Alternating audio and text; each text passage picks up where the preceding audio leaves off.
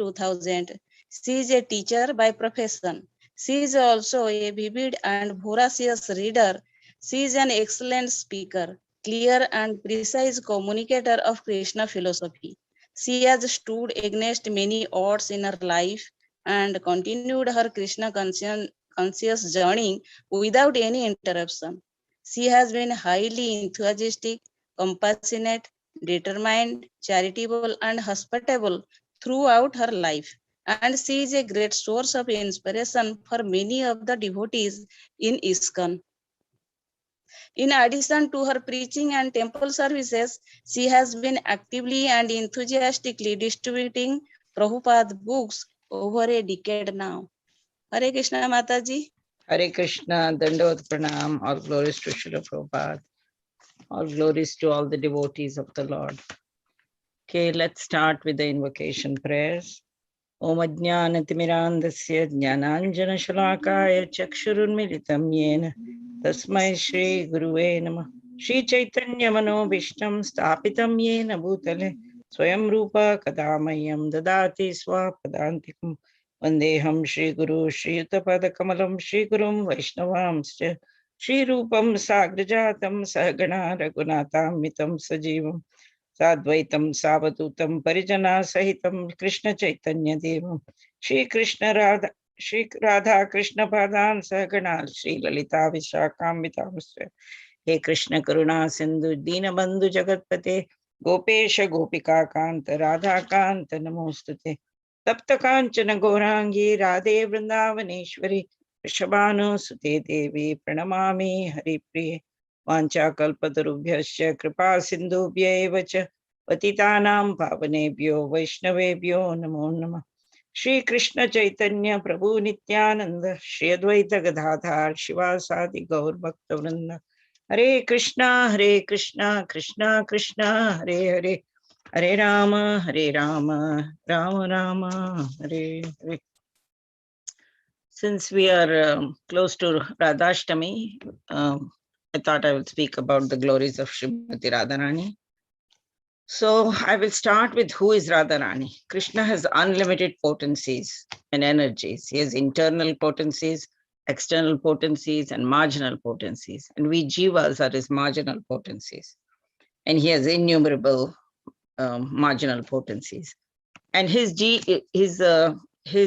energies are Murta, that is manifested, and Amurta, unmanifested. And his energies within Krishna's body are called internal energies. And some of them are Sandhini Shakti, Samvit Shakti, and Haladini Shakti.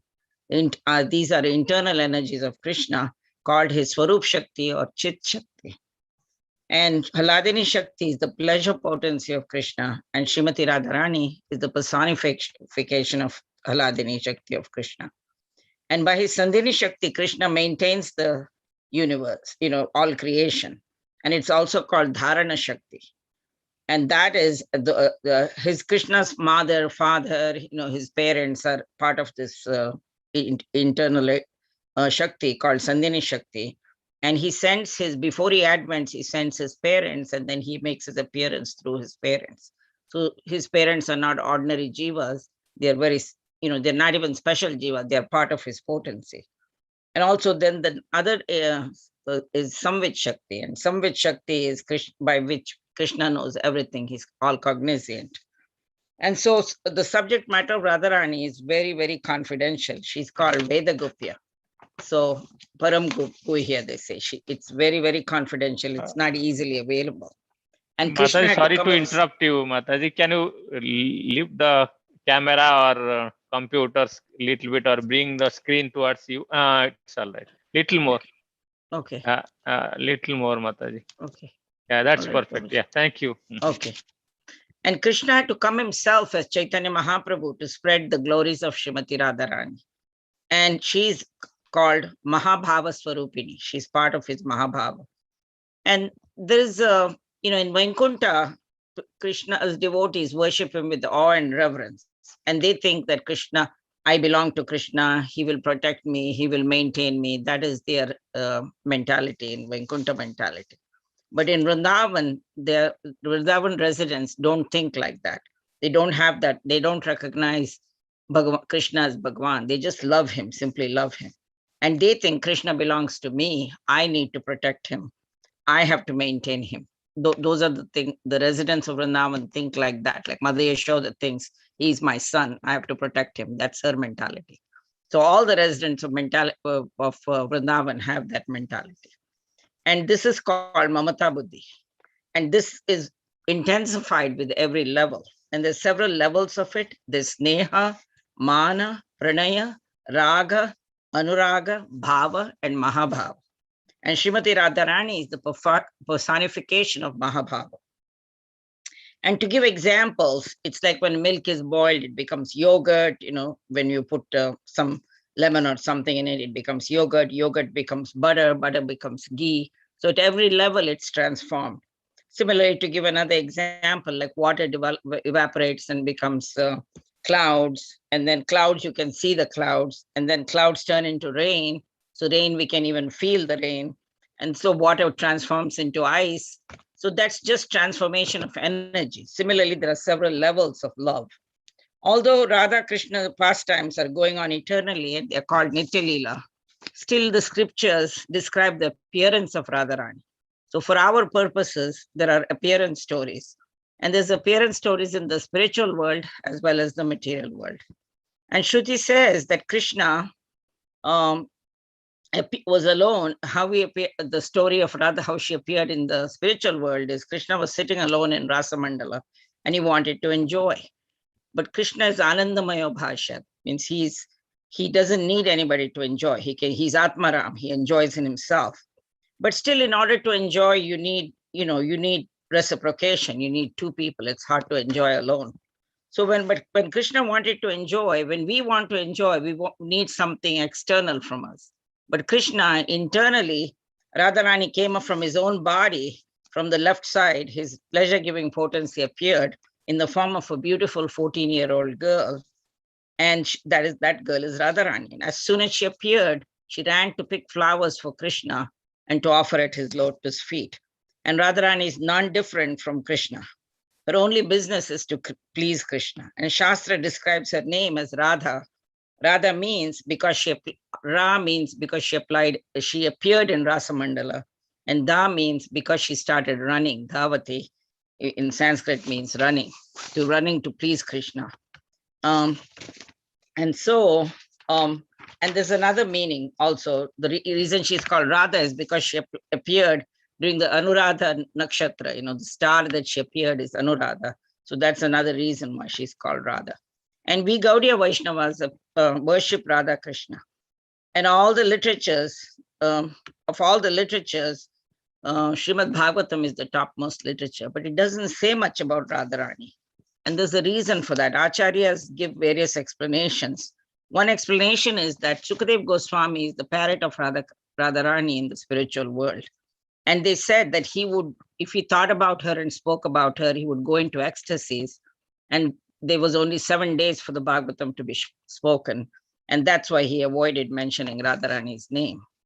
Another reason that Sanatana Goswami says is that because when the 10th canto of the Srimad Bhagavatam began to be spoken, the Gopis appeared in the heart of Sukadev Goswami and pleaded with him not to say much about him and talk about the intimate pastimes because they were embarrassed, because they were in the audience, there were many saintly persons, many exalted devotees, and they did not want their personal things to be portrayed.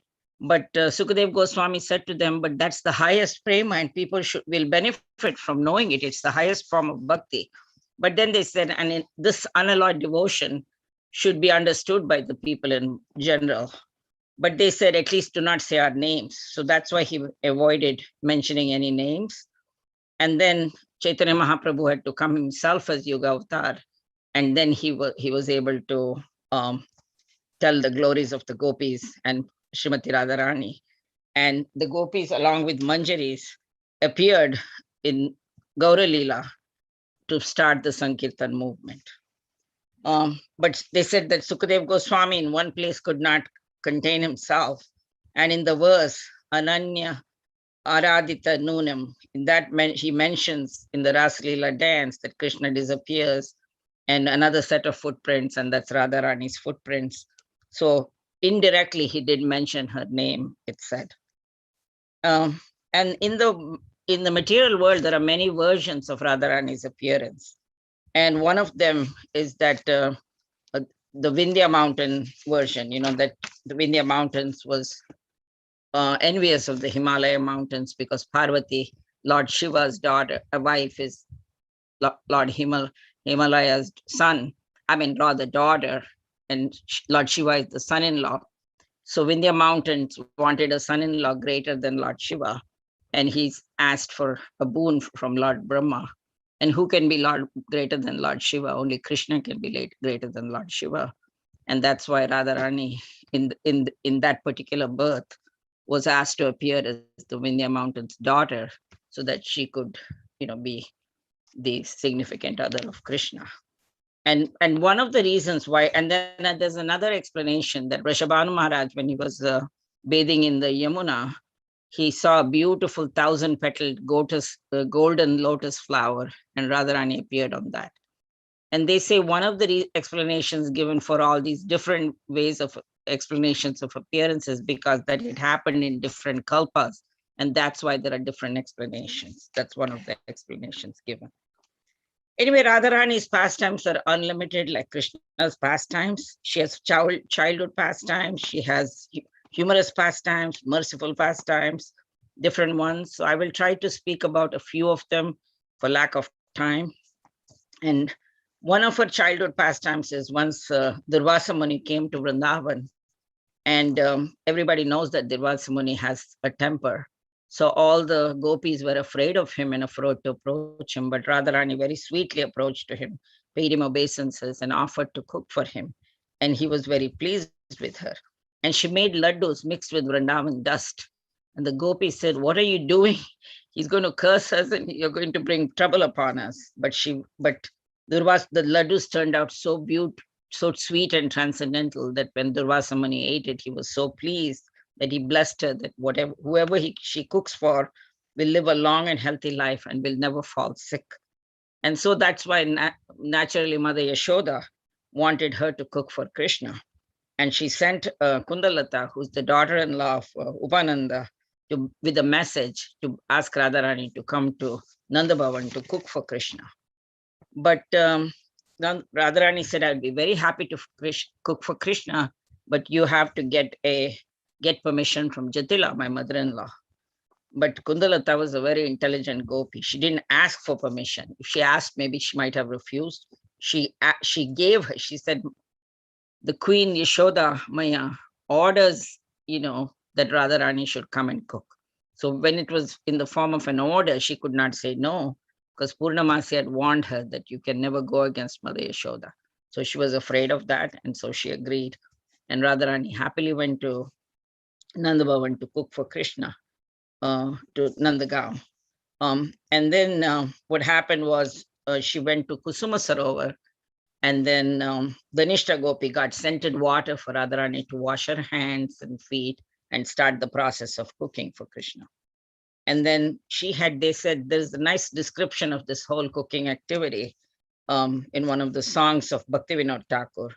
And she said she started cooking on 18 stoves, and she was assisted by all the gopis and manjaris, and all the Sakhis and manjaris helped her. Ladita Sakhi helped her with condensed milk, perhaps with sugar and camphor. Vishaka Sakhi helped her to make lemonade. Rangadevi helped with sweet rice. Sudevi Gopi helped her with the camphor pie. And different preparations. They made milk preparations. And Champaklata made many yogurt preps. Chitra helped with many milk preps. So that way everybody was helping her. And Tulsi's, Saubhya and Indumukhi, these are the Sakhis who made arrangements to transfer all the preps to Pavan Sarovar, from Pavan Sarovar to Nandagaon. And then Krishna had left that day for herding the cows, and Mother Yashoda had sent word with one of the Gopas that he come between 12 and 12:30 for lunch. And Krishna sent back the message that he was busy. And Mother Yashoda said, "What is he busy doing?" And she said, "He's watching the bulls fight." And Mother Yashoda said, asked him to stop the nonsense and come immediately because Radharani is cooking for Krishna, for him. When he heard that Radharani is cooking, they were all very eager. So all the Gopals and Krishna hurried back to, to Nanda Bhavan, and they all sat in a row. They said that Nanda Maharaj sat in the center, and Lord Balaram sat on his left, and Krishna sat on his left. On his right, and all the Gopals sat in a row, and they were being served by all the Sakhis and Gopis. And Yashodamai said, everything is very nice, but where is the rice? But Radharani was waiting for cooking hot rice at the last minute. So they said that she took the finest rice, she tied it in the finest cloth and softly pushed it in boiling water. And then into that, they added kumkum, agaru, and camphor to make the rice very fragrant, and brought it to Krishna, hot and piping, with ghee on top of the rice, so that it was tasting very nice. And this Madhumangal was very happy. Madhumangal is Krishna's Brahmin friend, and he loves food. So when he saw the prasad, he was so happy, and he was eating, and he started eating the laddus and making armpit noises. And Krishna was very happy when he saw Madhumangal happy.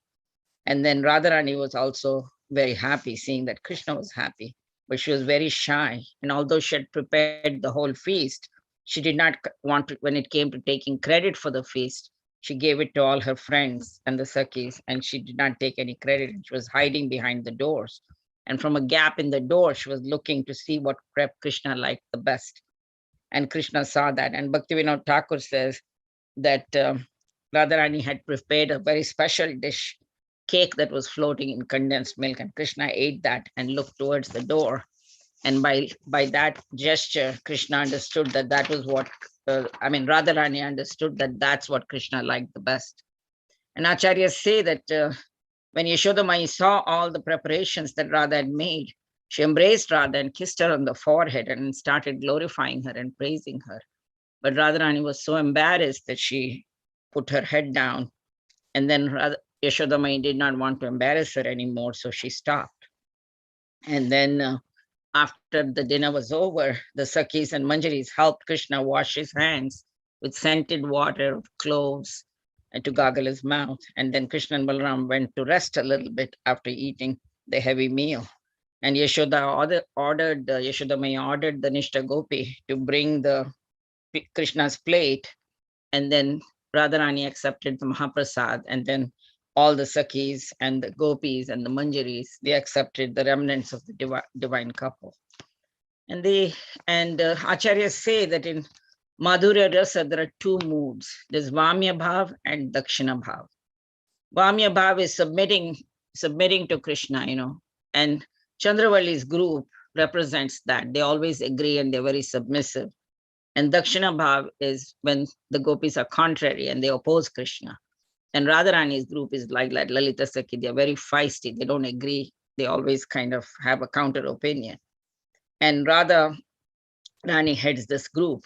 And out of the two groups, Krishna likes to be contradicted. They say Krishna doesn't like it when everybody's very submissive and agrees to him. He actually enjoys it when the Gopis are a little bit contrary. So they say when Krishna left the Rasa dance, and Radharani also left, and he left her also after some time, Krishna was thinking that every time Radharani is opposed, but this time she's very submissive. So he wanted to be contrary, he wanted to show that, to develop that mood of separation. And that is why he left. That is one of the explanations given by the Acharyas. And in Imilitala, Radharani's body turned into Sham due to intense separation. And similarly in Gaura Leela, when Chaitanya Mahaprabhu went to Imlitala, his body also turned, even though he's golden colored, his body also turned into Sham, the black cloud-like complexion of Krishna in the mood of Radharani, because Radharani and Lord Chaitanya are of the same mood, mood of separation. And in Vrindavan, there are many messengers. They say, like Tulsi Maharani, she has many messengers to send messages back and forth. There are parrots. But of all the messengers, the flute is a wonderful messenger. Krishna plays on his flute when he wants the particular gopis to come. And each gopi gets an invitation by a separate tune, that only they can hear. And then each gopi went into the forest thinking that she is the only gopi that was being called. They did not know that many others were also going at the same time. And then to go in another pastime, Srinivasacharya is Mani Manjari in the spiritual world. And Ramchandra Kaviraj, his disciple, is Karuna Manjari, also in the spiritual world. And Srinivasacharya is to regularly go as part of his Nitya Leela, was meditate on Krishna's pastimes. And in his Siddha Deha, he would go to the spiritual world, serve, and then he would come back to his Sadhana Deva, so Sadhana Deha, his body. So that was kind of a common practice for him to kind of go between the two worlds. But one time he sat for meditation, and for 2 days he did not move. And people started getting worried. The disciples thought maybe he's leaving his body, maybe he's not, he has left his body. They didn't know what to do. Then on the third day, Ramchandra Kaviraj on his own, by divine providence, happened to come there. And he said, no, don't worry, I will go and find out what happened. So he also followed his Guru Maharaj into the spiritual world. And he understood that he had gone into Krishna's Nitya Leela. But when he went there, all the Manjaris were in great anxiety because Radharani had lost her nose ring in the Jamuna waters, and they were all looking for it. And so then Ramchandra Kaviraj had no other choice, but he also joined in the search, and they were all searching. Finally, Ramchandra Kaviraj found the ring on a lotus petal. They were all looking underneath, but then he found it on top of a lotus petal. But then, this is the mentality of the spiritual world. He did not take credit and rush to give it to Radharani. He gave it to his Guru Maharaj, who is Gunu Manjari, who is Srinivasacharya in his spiritual body. And then he in turn gave it to Guna Manjari, who is Gopal Bhatta Goswami, who is his Guru Maharaj. So that way, from each disciple to Guru, it went to Lalita Sakhi, and then Lalita Sakhi finally gave it to Radharani.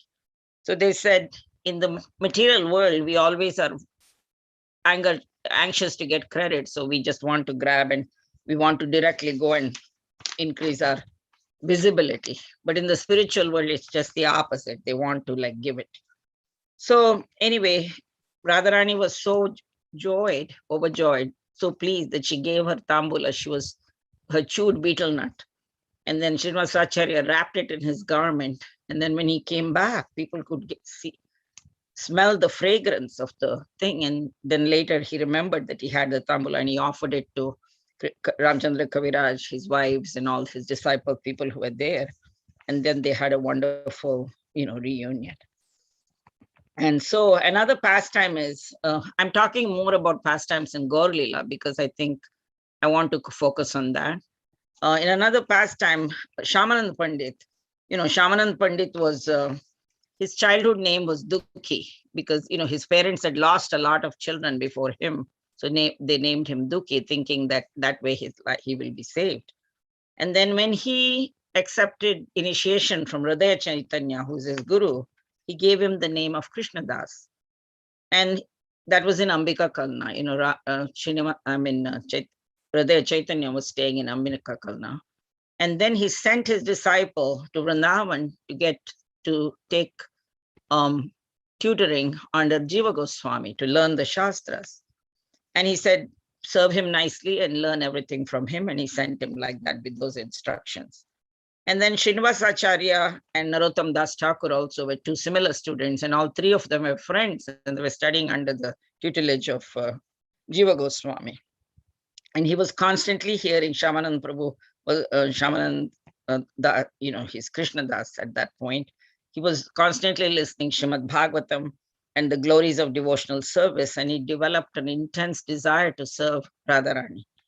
And he expressed this desire to Jiva Goswami, and he said, you sweep this kunja every day, every morning to receive the mercy of Radharani. And in order to do that, he was following Jiva Goswami's instructions, and he was faithfully cleaning the kunja every night. One evening, he would dance in front of the deities every night, and he would do intense service of the deities. And one night he found as he was sweeping, he found an ankle, an anklet, like a golden anklet that was on the floor. And immediately he took it, and as soon as he touched it, he was flowing with ecstasy. So he knew that this was a special anklet, and he touched it to his head, and tears started flowing from his from his eyes. And then Radharani discovered that she had lost her anklet, and she sent Lalita Sakhi to retrieve her anklet. And Lalita Sakhi came in the form of an old woman, and she said, this is my, mistress's anklet, so can you please return it? And Shamananda Prabhu, at that point, he was Shamananda Prabhu still, Krishna Das was very intelligent. He said, how do I know it is yours? Why doesn't your mistress come herself to get it? That way I can measure it and know it's hers. I just can't hand it over. And then Lalita Sakhi understood that this was Radharani's pastime. So she went back and reported to Radharani that he won't give it to me. You have to come yourself to get it. So Radharani herself comes to the grove, to the Kunja. And then Shamananda Das at that point is still Krishna Das. He had so much ecstasy, and Radharani showed her actual, her personal self, and then she gave him her blessings by touching his head with the anklet and the dust of Vrindavan, and miraculously a shining tilak appeared on his forehead, and she said, my name is Shama, and you have brought me such pleasure, Anand, so I name you Shamanand. So she gave him the name Shamanand, and she blessed him, and then she left. And she also gave him a mantra to chant. And he was doing all this, and his spiritual master, Rathayatra Chaitanya, heard of all this and said, what is happening here? He's getting a new name, he has a new tilak, and now he's, it's a different style of tilak where the bottom is like hollow. So he's thinking, what happened? He's chanting a new mantra. Let me go and find out. He got very angry and sent for his disciple. Some books say that he himself came to Vrindavan, but whatever the deal was, he met with his disciple, and he was very angry. He tries to wipe the tilak, but the more he was wiping, the more shinier it was getting. And then he did not know what to do. And that night, Radharani appeared in the dream of Radha Chaitanya, his spiritual master, and said, I myself gave him this name, and I myself blessed him with the mantra. And so Radha Chaitanya was very happy that his disciple had got the direct blessings of Srimati Radharani, and that changed his, and understanding his good fortune, he embraced him, and then everything was okay between guru and disciple. So how much more time do we have? We have more time. So this, and like I said, because the subject matter of Radharani is so confidential, it's called Paramagu here. It is very, very secretive, it's not easily available. And because of that, Radharani is the connecting bridge between Krishna and the Jivas. So we Jivas, ordinary souls, cannot directly approach Krishna. We have to go through Radharani, and she, because of her causeless mercy, becomes the connecting bridge. And our business in this life, the Shastras say, is samshiddhir haritoshana, which means to please Krishna is the business of every living entity. And how do we please Krishna? Krishna had to come himself to reveal that to us in the form of Chaitanya Mahaprabhu to give that information. And that is, Krishna is most pleased through Radharani. And therefore we worship Radha Krishna together. We do not worship Krishna alone. We always worship them together. In Vrindavan, everybody chants Jai Radhe, Jai Radhe, Radhe Radhe. You don't hear much of Krishna in Vrindavan. You hear more about Radharani in Vrindavan. And she's so pleased that she's always absorbed in Krishna's glories and thinking of Krishna. And when any jiva approaches her to worship Krishna, she gets so pleased with that jiva, she blesses them, and she gives them all facility to worship Krishna. And then Krishna becomes pleased. So anyone who comes before her, she recommends that soul to Krishna and says, and even though we have fallen and conditioned, when Radharani recommends, Krishna cannot say no. Krishna cannot deny Radharani's request. So anything that Radharani requests, Krishna always easily agrees. And that's why the best way for us is to go through Radharani. And that is our Gaudiya Vaishnava philosophy, to please Krishna through Radharani. And the Acharyas are the representatives of Sri Radha's compassion and mercy. And taking compassion on the ignorant souls, the great devotees left behind immense literature and knowledge about Radharani. And hearing from the previous Acharyas who are, representatives of Radha, and by associating with them, we can absorb Krishna Prem. And the scriptures describe the appearance, and describe her transcendental qualities. They say that she's forever, her age, she's a mine of divine qualities, and forever she's always 14 years, 2 months, and 15 days. She never grows beyond that age. She's never Yavana, they said. She's always young. And Krishna is similarly like that. Krishna never grows beyond the age of 16 or 18. In the Kurukshetra war, he said he had many sons and grandchildren at that time, but he was still looking like a youth, 18-year-old. He doesn't go beyond that.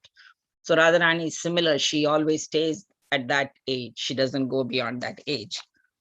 So because we living entities go through the birth, old age, disease, and death.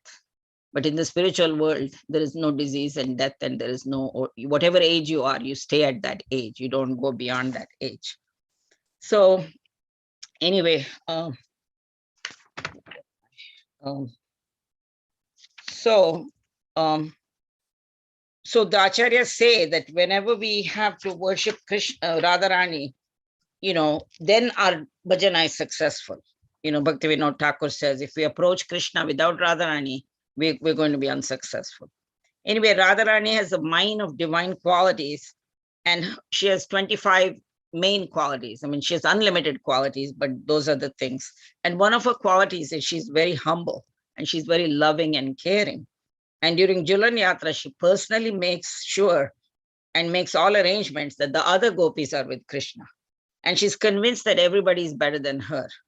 So in Vrindavan, Radharani is surrounded by so many gopis, but she's still the Pradhana Nayika, they say. She's the main principal gopi. She's the leader of the gopis.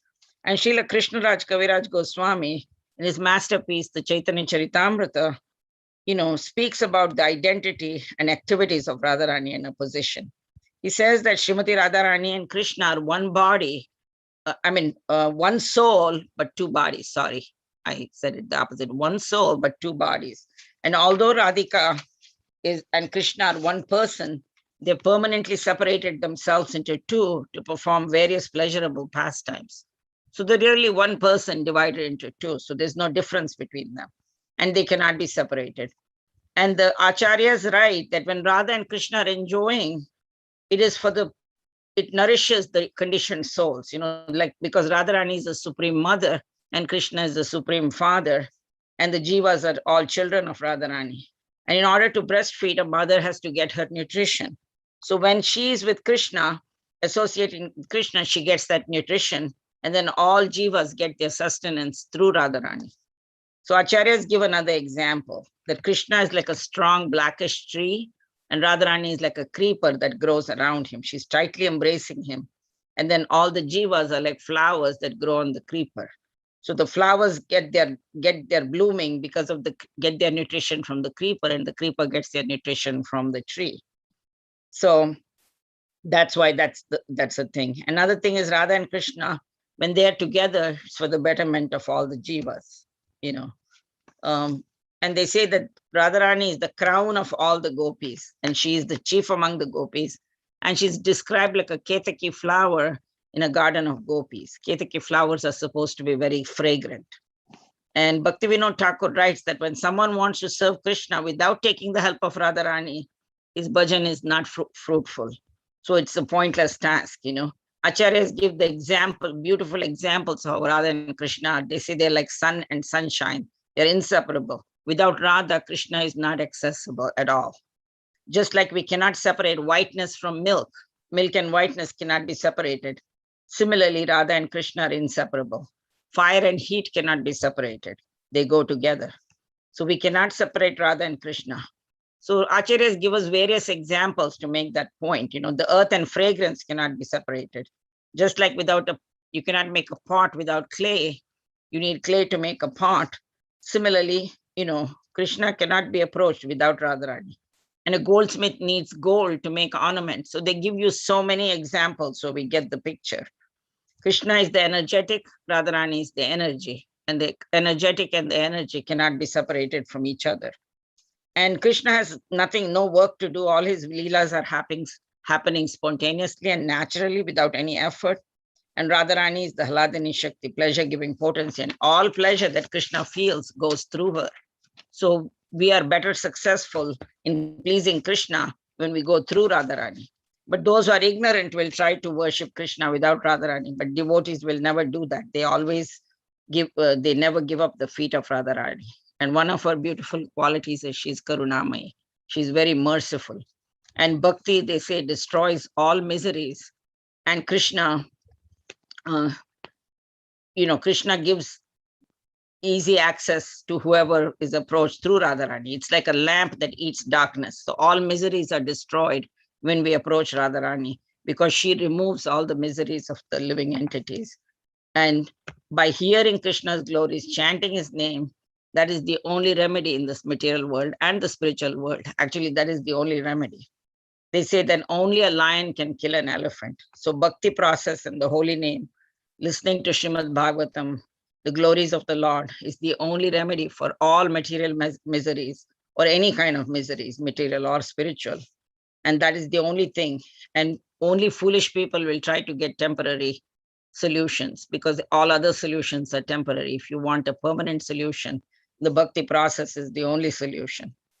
And there is a story, beautiful story of a jackal in the scriptures, about a jackal in Vrindavan, and to illustrate what Radharani's mercy is. Some kids were throwing stones and trying to light a fire and chasing a jackal and really scaring it. And he was crying. Or rather, it's a she jackal. She was crying. And Radharani heard these cries. In Vrindavan, she's the queen of Vrindavan. She doesn't let anybody be unhappy. And so she sent her Lalita Sakhi to find out what was going on. And she brought back the jackal to Radharani. And not only did Radharani remove the jackal's suffering, but she made her her personal maidservant. She gave her a status of Manjari in the spiritual world. And the jackal became a spirit Manjari. So how wonderful is that? That is the extent of Radharani's mercy. Another beautiful quality of Radharani is that she is very shy. And although she is the supreme goddess, she works very hard in Nanda Bhavan. She prepares bhoga, but she never comes forward to serve it. We have spoken about it earlier. Yashodamayi observes all this, and after performing all service, everyone is finished eating. Radharani even hesitates to eat prasad in Krishna's house. And Yashodamayi tells Krishna, please sit down, and personally serves her. And she says, please think of you. I think of you. Think of me as your mother, as your own mother. You're like my daughter. So please eat in my house without reservation, play, joke, lie down in my house. And Radharani feels immense pleasure when she hears this, because she really wants always to be around Krishna. She doesn't want ever to be separated from Krishna. She doesn't want to leave. And so when she hears Yashodamayi speak like this, it gives her great pleasure. And when Krishna leaves for herding, the elderly Gopas are the first to get his darshan, they say. Always in the spiritual world, everything is like a wonderful celebration of Krishna. So even when he goes for herding, they all come to say bye to him. And so first the elderly Gopas get darshan, then the elderly Gopis, then the young Gopas and Gopis. And last, Radharani gets darshan, because they all stand behind each other and get that. And Bhaktivinoda Thakur says that all goddesses of fortune are expansions of Radharani. And Sri Radha is the source and origin of all the goddesses of fortune. And in spite of that, she's the most humble, even though she's the origin of everybody, all the goddesses of fortune. She's not pride. She doesn't take pride in it. She's very humble and submissive. And Jiva Goswami writes that she has hundreds of names, and one of her names is Gandharvika. And she's the eternal energy of Krishna. So in some sampradayas, they don't think that she's the origin. They think because her name is Gandharvika, she's from the Gandharva planet or something. But Jiva Goswami says that is not correct. That is just one of her names. And Rupa Goswami, Raghunath Das Goswami, and Krishna Das Kaviraj Goswami, and Bhaktivinoda Thakur write in different scriptures the beautiful nature and beauty, the physical beauty of Radharani.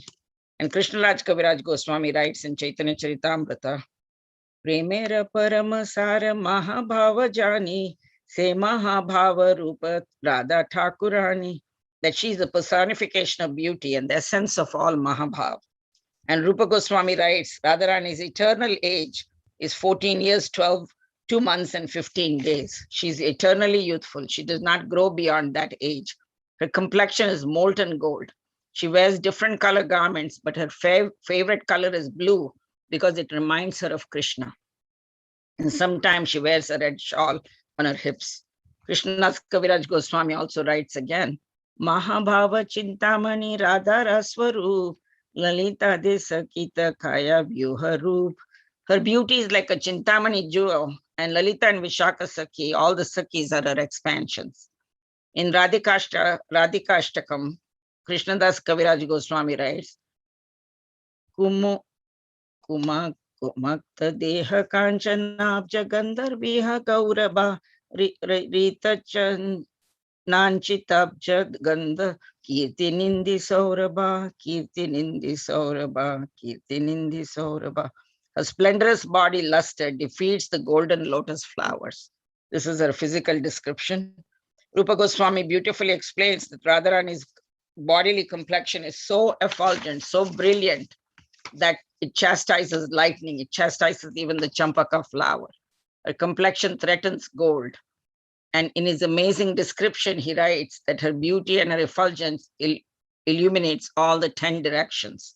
He writes that Radharani's face is more brilliant than thousands of moons. And on her tilak, she wears a golden saffron colored tilak. And on her forehead is like a crescent moon. And then she wears a bindi in between her two eyebrows, and that the sun god himself becomes her bindi. And then her eyebrows defeat the bow of Kamadeva, Cupid. They're arched like, the bow of Cupid. And her eyes are beautiful like lotus petals. Rupa Goswami describes that they're moving like safari fishes. They're constantly moving, her eyes. She wears black mascara around her eyes, and it's like darkness. It's like on a new moon night when it's total darkness. That is the darkness of her mascara. And he compares her nose ring to a pole star. So these wonderful descriptions are there in Ujjwala Nilamani and other books that Rupa Goswami has written. He says her lips are reddish like the sunset. When there's a hue in the sunset, if all that redness is in one place, condensed form, that is the color of her lotus lips.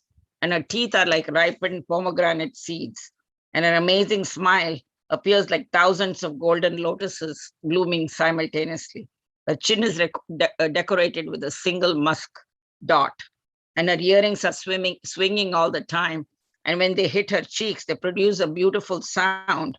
And that sound is far sweeter than the Gandharvas singing in the heavenly planets. Rupa Goswami writes that her neck is like a conch shell with 3 lines. And similarly, her abdomen has 3 lines. And on her neck, she wears a locket, beautiful locket, a jeweled locket. And she wears jasmine garlands, and sometimes she wears champaka flower garlands. She changes that from time to time. And she also wears a blue sari, is her favorite sari, but she wears all colors. Her slender waist is beautified by a waist belt that has thousands of small bells that make tinkling sounds when she walks. And her arms defeat the 2 golden lotuses.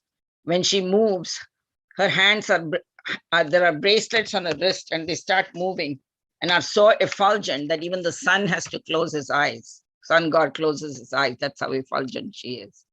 Rupa Goswami writes her fingers are very delicate like a creeper, and she wears urmika rings. And she wears her blackish hair into a braid, and sometimes she encircles it, and sometimes she leaves it hanging on her hips.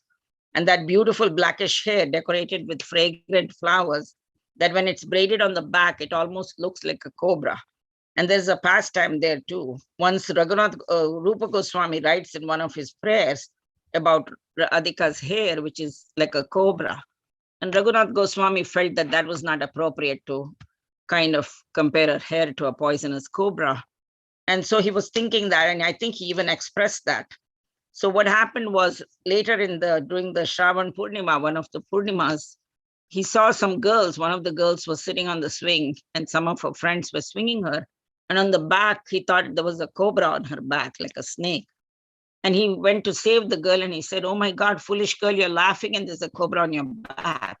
And when he went close by, he saw that it was her braid, and all the girls started laughing, and then they all suddenly disappeared. And Raghunath Goswami understood that it was Radharani himself who had come down to demonstrate that her hair was indeed like a snake, and Rupa Goswami was right. So that way she came personally to enlighten him. So Anyway, those are the physical description, beauty of Radharani that different scriptures give us. And finally, all the acharyas have elaborately spoken about the glories of Radharani's feet. There are 19 distinguishing marks on Radharani's lotus feet. And Rupa Goswami writes that Brahma, Indra, Shiva, Varuna are all hankering for a speck of dust, for a pollen of the lotus feet of Radharani. And he writes that, may Sri Radharani, whose lotus feet are adorned with beautiful marks and desired by the demigods and heavenly planets, be the shelter of my existence. And Bhakti Vinod Thakur writes, those who fail to take shelter of Radharani's lotus feet have wasted their life. In Vrindavan Dham, there is very beautiful, but they're decorated with the beautiful footprints of Radharani's lotus feet. Those who cling to her lotus feet without fail come to Krishna, because Krishna is Sri Radharani's property, and those who take shelter of Radharani's feet also get Krishna's shelter. And Krishnaraj Kaviraj Goswami writes in Radhashtakam that Radharani cannot bear separation from Krishna even for half a moment, and she's always absorbed in Krishna's thoughts. And he writes, may that beautiful daughter of Rishabhanu Maharaj be the shelter of my existence. And Bhaktivinoda Thakur writes that the whole goal of his life is to serve Sri Radharani's lotus feet, and he's hankering for her divine lotus feet. And he says, I do not want the wealth desired by worldly people. I only have one desire, give me the shelter of your lotus feet. And finally, I just want to, I think I need to give a few minutes, but anyway, one of the pastimes, one of my favorite people besides my Guru Maharaj to hear from and listen about is Pankajangi Prabhu and Jananivas Prabhu, the transcendental twins of Mayapur, who have given such wonderful service. And in one of his glorifications, one Prabhuji was saying that when Pankajangri Prabhu went to the Vrajamandal Parikrama, he used to always carry toffee for Vrajavasi kids. And whenever he would meet a Vrajavasi kid, he would say, can you say Hare Krishna? And then he would give them a toffee, he would reward them with a toffee. And one time, a brother and a sister, a girl and a boy approached him and said, Babaji, toffee, and they wanted him. And he said, can you say Hare Krishna? And the boy said Hare Krishna, and he gave him a toffee. The girl said, Jai Shri Radhe. And he went into his bag to get a toffee, and several toffees fell on the ground. And the girl happily picked up all the toffees, and she said, Baba, this is Vrindavan. If you take Krishna's name, you only get what you deserve. But if you take Radharani's name, you get more than what you deserve. That girl said that to Pankajangri Prabhu. And then the Prabhuji was narrating this pastime. He looked at Prabhuji to see his reaction, and he couldn't see him. And then when he looked on the ground, he saw Pankajangri Prabhu giving Dandavat pranams, full prostrated obeisance to the child. And he told the child, can you pray to your Radharani for me? Ask your Radharani, can you say a prayer to your Radharani for me? And such was his humility. So anyway, the point I'm saying is the Vrajavasis have natural love for Radharani. And in Vrindavan, everybody greets everybody saying Radhe Radhe, even the rickshaw driver, even the ordinary people, the so-called. Of course, nobody is ordinary in Vrindavan. Even the animals are special, they say. Every person in Vrindavan is special. Even the dust of Vrindavan is special. But anyway, such is the power of Radharani's holy name. And I just want to close by saying, Prabhupada was a great devotee of Radharani. And when he was a child, his father used to invite all the sannyasis to his house and give them, after feeding them, he would ask them to bless his son with the blessings of Radharani, that he would become a great devotee of Radharani. And because of Srila Prabhupada, Radharani's glories have been broadcast all over the whole world. And so we have to all be very grateful for Prabhupada for bringing the glories of Radharani to us and making us aware of that. So I would conclude by saying, Srila Prabhupada ki jai, Srimati Radharani ki jai, Shri Krishna Bhagavan ki jai. All devotees ki jai. So if anybody has any comments, any suggestions, any corrections. Yeah, Mataji, I hope there will be a lot of questions. So yeah, I hope it will be lively discussion. So let us open for question and answer session. Please go ahead. We had a lot. At least I didn't hear many things. I have a few more. Actually, if you have a couple more minutes, I can just quickly go over her qualities. didn't say that, but whatever no, you that- want to do. Yeah, it just- Mataji, let us listen another time, and Okay. please prepare, and we will shortly will invite you for another class. You can't say no, this is not the time, but we'll see after 1 month.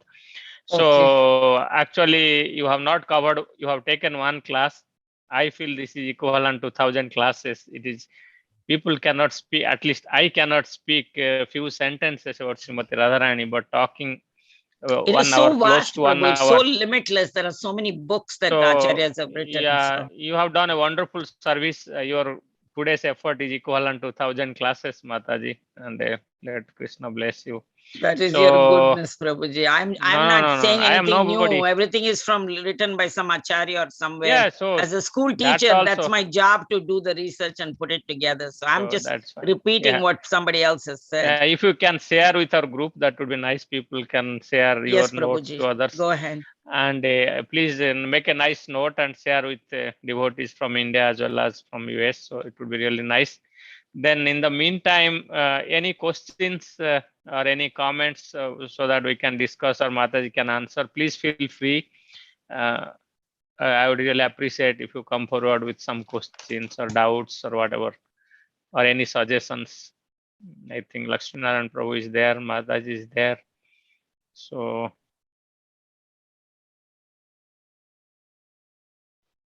Yes, I have 2 volumes right here.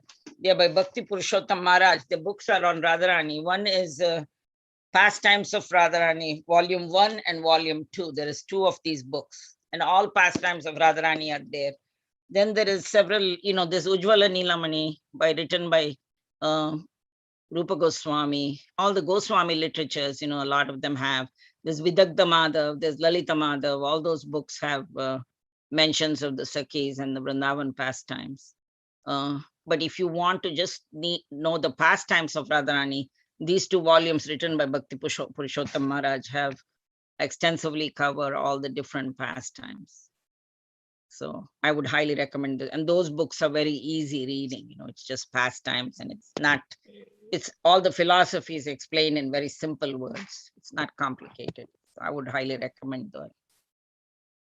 So Mataji, while I think devotees are thinking to ask questions, I think I will ask 2 questions. One is my difficulty.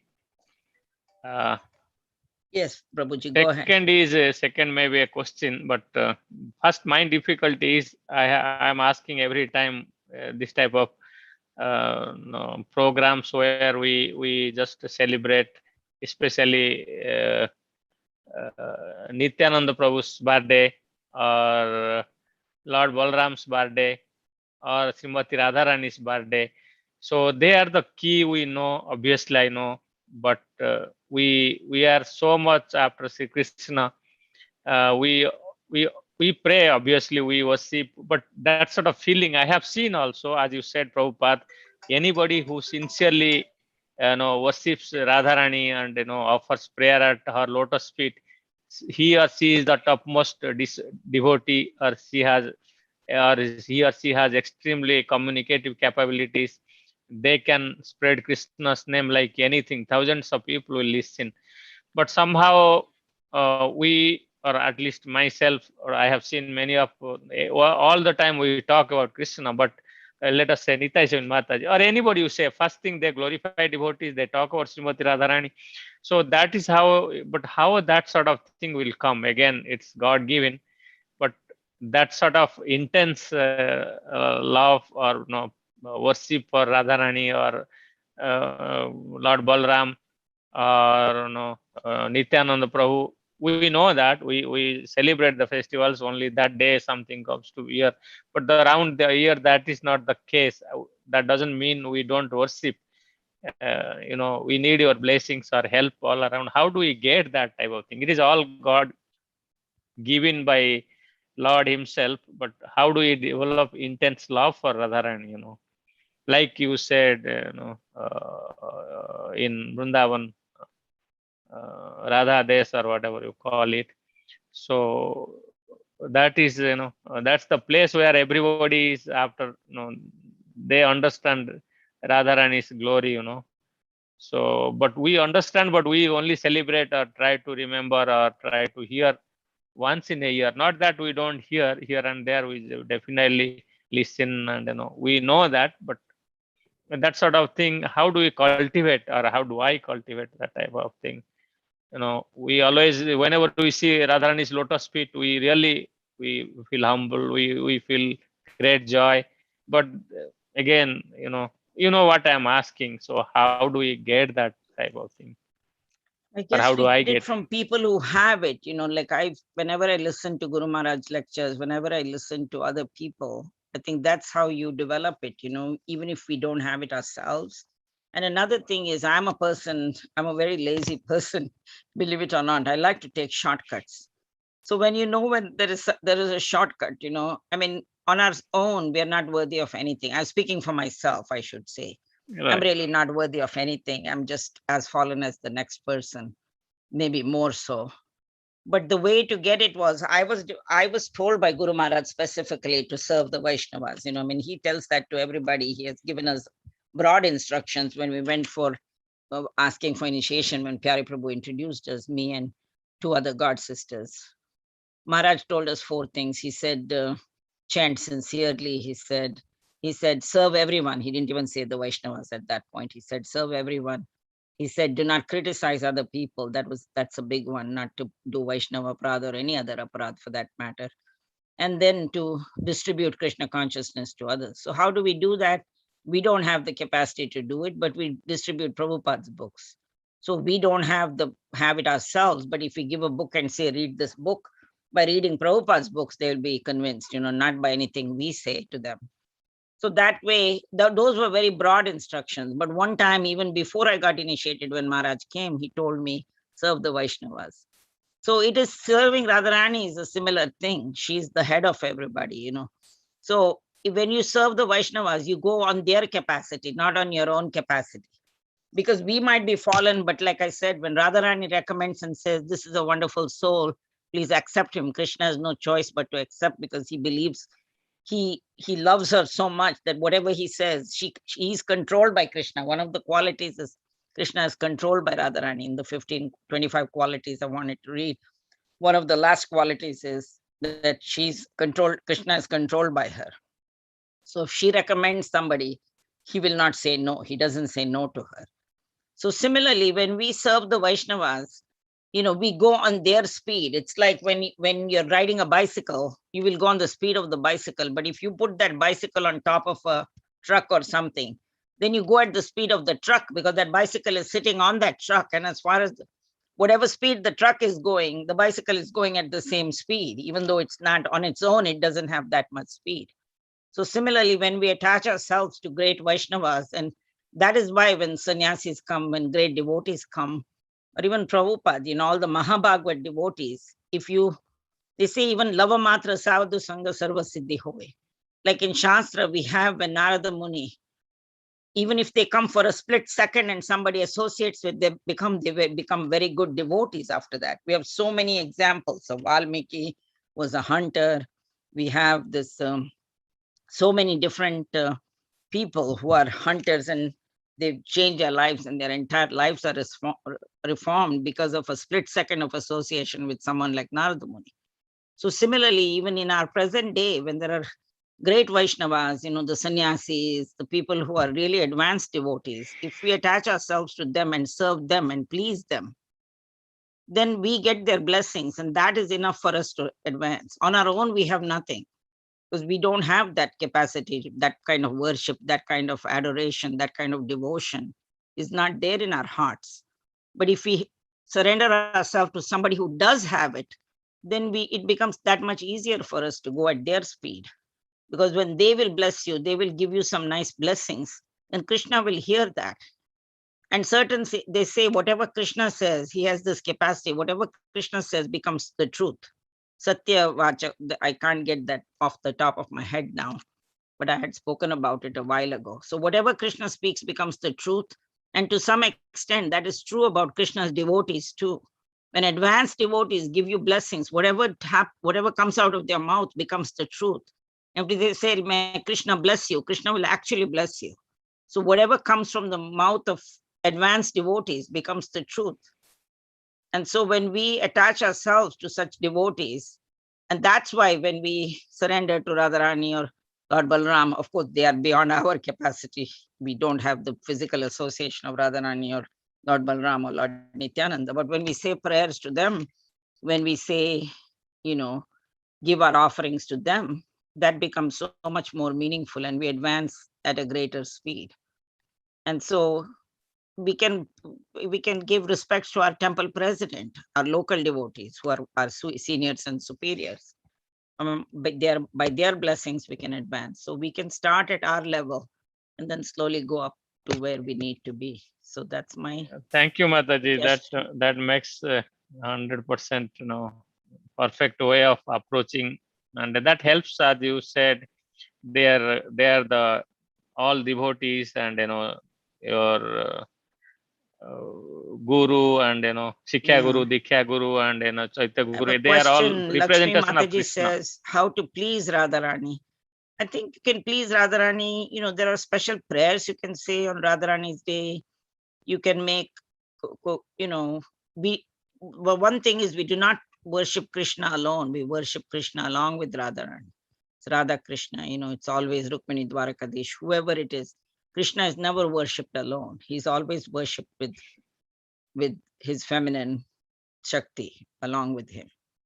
So I think how to please Radharani, by just saying prayers, by reading about her glories, by just feeling grateful, gratitude in our hearts, by serving the senior Vaishnavas. So Radharani is pleased with very little. And she's like a mother. It's not that a father is less important, but a father might be little bit more rigid, more strict. But a mother's heart is always loving and open. So even if you make a mistake, if you say sorry, Krishna also forgives. They say Krishna never does anything that is bad for the living entities. Krishna does everything that's good. Anything that Krishna does is good because he's absolute. So even when he's killing the demons, he's actually blessing the demons. He's helping them get out of their bad mentality and actually saving them from further incriminating themselves by doing further wrong. So even when Krishna is killing, even the act of killing is auspicious on Krishna's part. That is beneficial to the demon that he's killing. So Krishna can only do good to the living entities. He cannot do anything bad to anybody. He cannot harm. But for Krishna, at least we have to surrender to Krishna. Radharani is even more merciful than Krishna. Krishna is very merciful. He's called Bhuri Karunaya in that Gajendra Moksha prayers. Gajendra says, you are so merciful. And Krishna is indeed very merciful. He forgives everybody. He gives umpteen chances, no matter what we do. Even when we go into the animal species, he accompanies us, Paramatma. Every living entity, he never abandons anybody in any situation. So he's indeed very merciful, but Radharani is even more merciful, they say. She's like a mother. So when you just approach Radharani, you can just offer a flower, a fruit, same thing what Krishna says, Patram Pushpam Phalam Toyam. Anything that we offer, we can also say a prayer to Radharani and say, please Radharani, take me closer to your Krishna, because actually Krishna is Radharani's. He's her property. So if we say, Radharani, please recommend me to your Krishna, along with our prayers, that will please Radharani, I think. It's not that we have to do anything separate from what we're doing now to please Radharani. It's the same thing that pleases Krishna, pleases Radharani. But if we go through Radharani, that is even more pleasurable to Krishna and even more pleasing to Krishna. So we don't have to do anything separate. We do the same thing what we're doing now. And even when we say the Hare Krishna mantra, Hare is the invocation of Radharani. Oh Radharani, oh Krishna, please engage me in your service. So Hare Krishna, Krishna Krishna, Hare Hare, Hare Rama, Ram Rama, Hare Hare. So along with Rama and Krishna, there's Hare. And Hare is nothing but the speaking to Radharani. So as long as we are mindful of that, as long as we are mindful that we as Gaudiya Vaishnavas, we worship Radharani, we understand the greatness of Radharani, and we pray to her, we say, please recommend me to Krishna. We do the exact same thing we're doing now. We don't do anything different, but we do it with the consciousness that Radharani is the greatest devotee of Krishna, and she can recommend us to Krishna. So that's all. We just need to remember that. That's all. We don't have to do anything separate. Thank you, Mataji, for wonderful answer. So, Mataji, thank you. So, then this brings another question which I was about to ask. Mataji asked and you explained. So, in the material world, neophyte devotees like I am or we are, some of them, some of us are.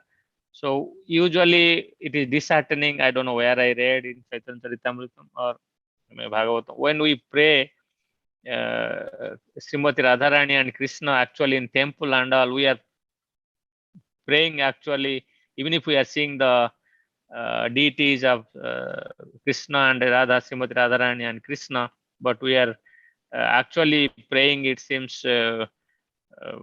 Lakshmi Narayan. So, so how, where it goes and how it happens as our sincerity grows, directly we'll be able to pray Krishna, because neophyte devotee is not eligible to pray Krishna. It's, of course, then it's Hare Krishna Mahamantra directly is our instrument. But how do we see that one? How do you That is the understand? mercy of Prabhupada. Prabhupada has given us direct Radha Krishna. We do not need to go through anything else. I mean, they said it's just the mentality.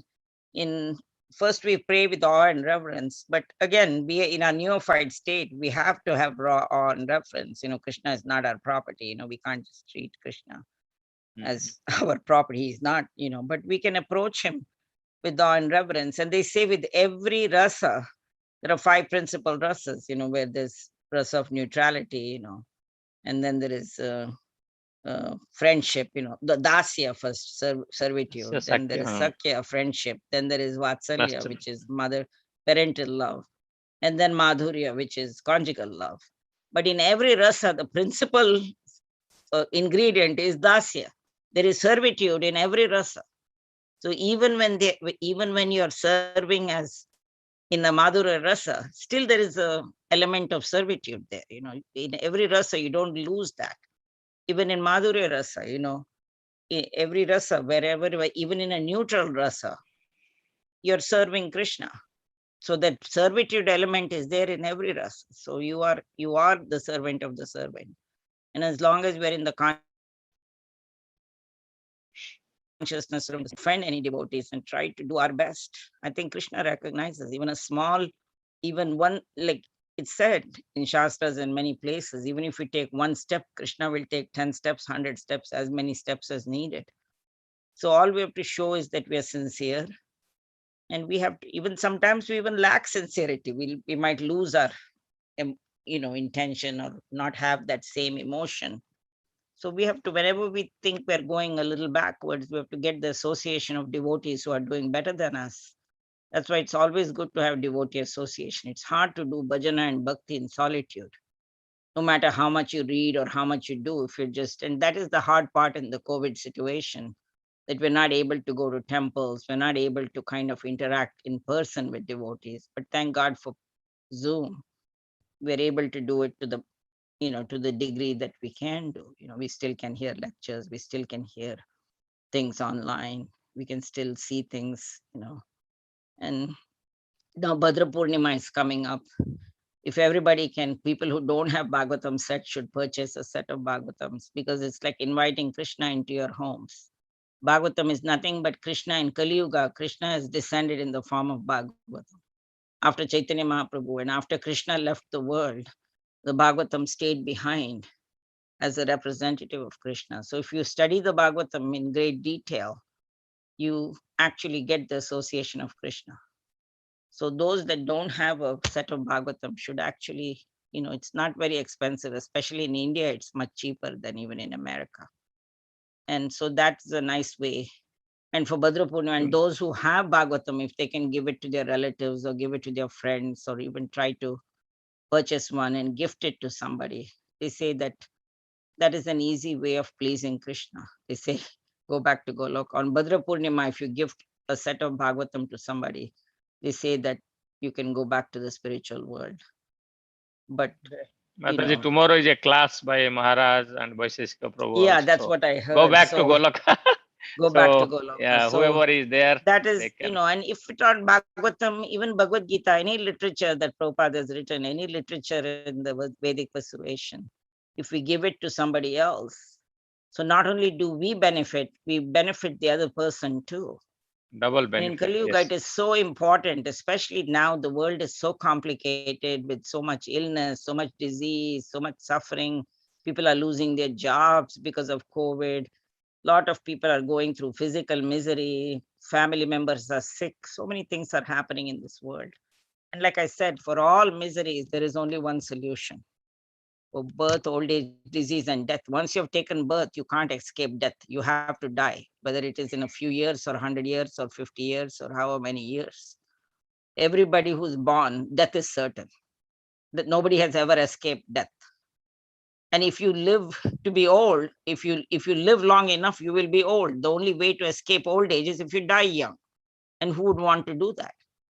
So that way also, everybody who lives beyond a certain years has to become old.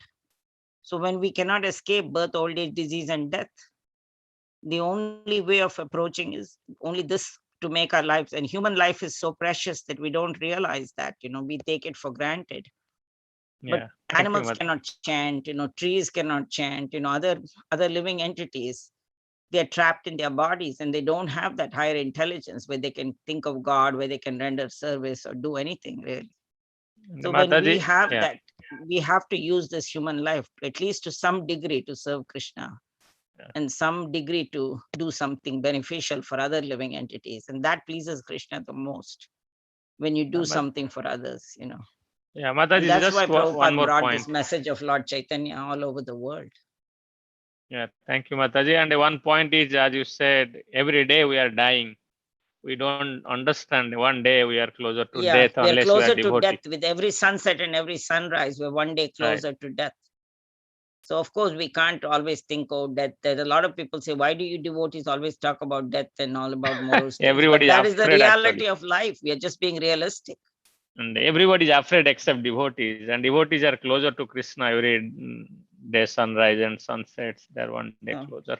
So Mataji will give another opportunity. Maybe some devotees might have some questions by now. It was wonderful discussion. Ram Reddy Prabhu, Hare Krishna. Do you have any comments? Or maybe Aditya Prabhu? Who else from Raj Prabhu?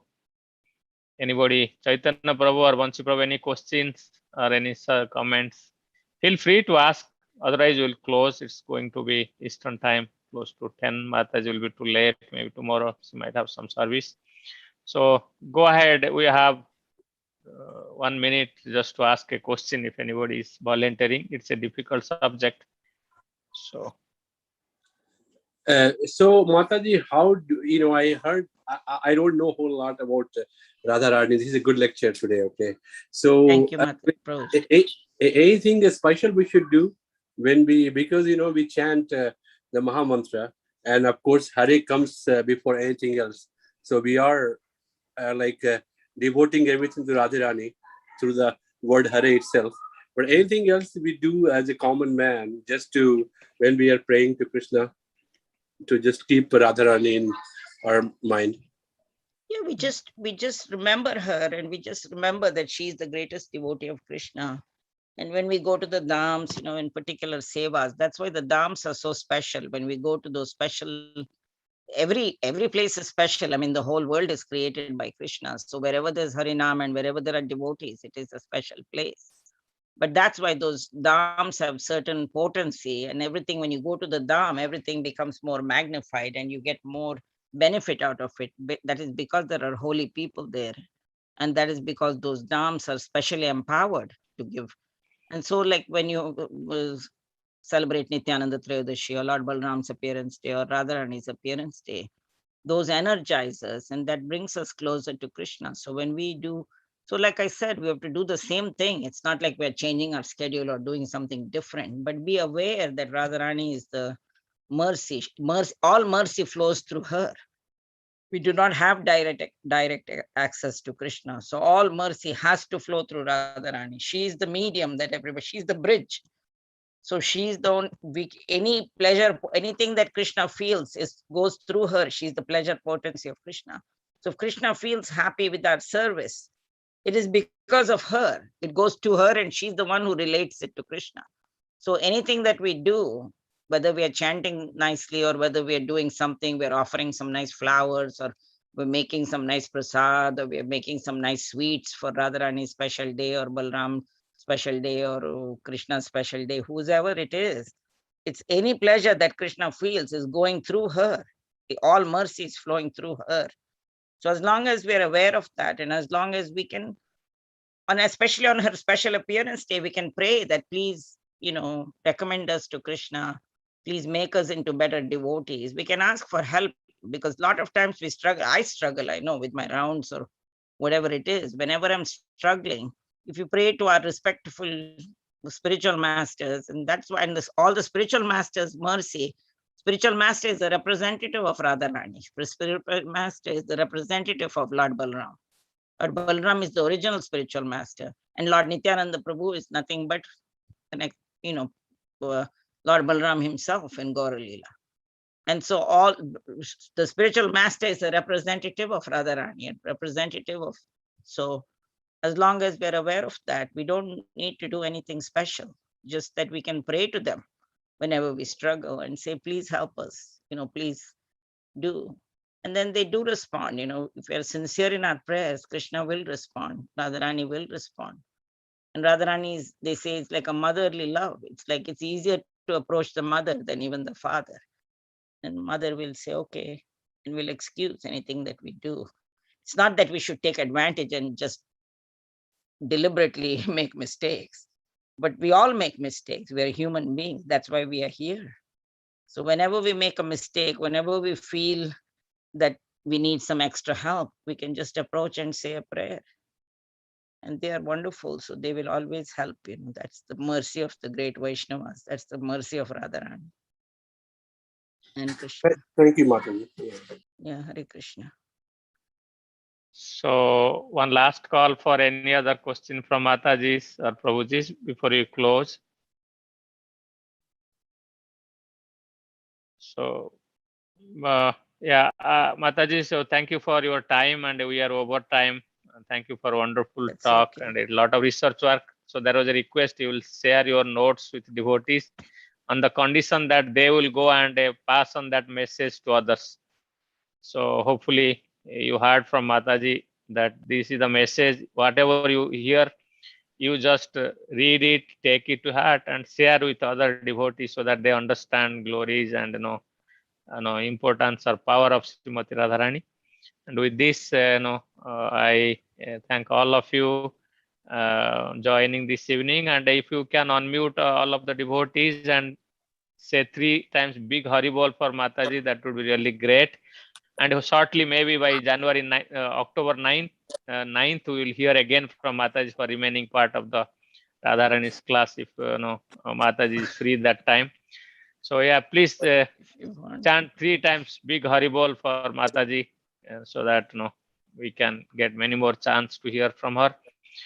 Hare Krishna, Hari Bol, Hari Bol, Hari Bol.